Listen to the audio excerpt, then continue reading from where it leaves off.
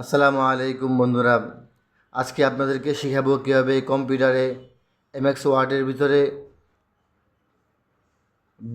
গুণ এবং ভাগ চিহ্ন আপনারা সংক্ষিপ্তভাবে লিখতে পারবেন। সেজন্য আজকে আমাদের প্রথমে যে ইনসার্ট অপশনে আপনাকে ক্লিক করতে হবে। ইনসার্ট ক্লিক করার পরে আপনাকে একদম শেষ মাথায় যে সিম্বল আছে সেখানে যেতে হবে। সেখানে যাওয়ার পর যে আপনি দেখবেন মোর সিম্বল, ওই জায়গায় আপনি ক্লিক করবেন। তারপর আপনাকে এই পেজে নিয়ে আসবে।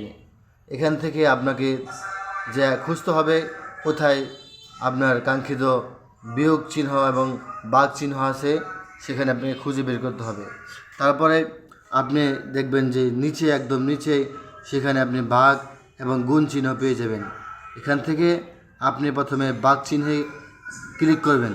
ক্লিক করার পর দেখবেন একটা রাইট চিহ্ন চলে আসছে। সেখান থেকে যে আপনি দেখবেন বাম পাশে যে শর্টকাট কি, সেখানে আপনি ক্লিক করবেন। ক্লিক করার পরে আপনাকে একটা ইন্টারফেস এমন একটা পেজে নিয়ে আসবে। সেখানে আপনি প্রথমে যে আপনার যে কোডটা আপনার সহজ হয় সেখানে আপনি চলে যাবেন। প্রথমে আপনাকে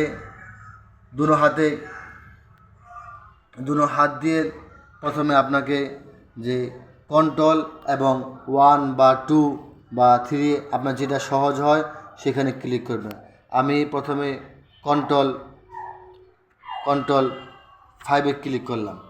কন্ট্রোল 5-এ ক্লিক করার পর আমাকে প্রথমে যে এসআই, যে এই পাশে বাম পাশে দেখবেন যে একটা এসআই আছে, সেখানে ক্লিক করবেন।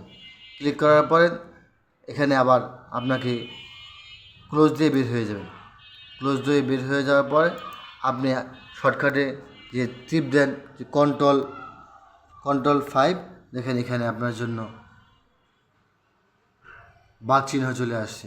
এভাবে আমরা সংক্ষিপ্তভাবে শর্টকাটের মাধ্যমে যে ভাগ চিহ্ন এবং গুণ চিহ্ন, এভাবে আমি এখানে কন্ট্রোল এ দিয়ে বা কন্ট্রোল 1, কন্ট্রোল 2, কন্ট্রোল 3 দিয়ে এখানে আমরা সেভ করতে পারি।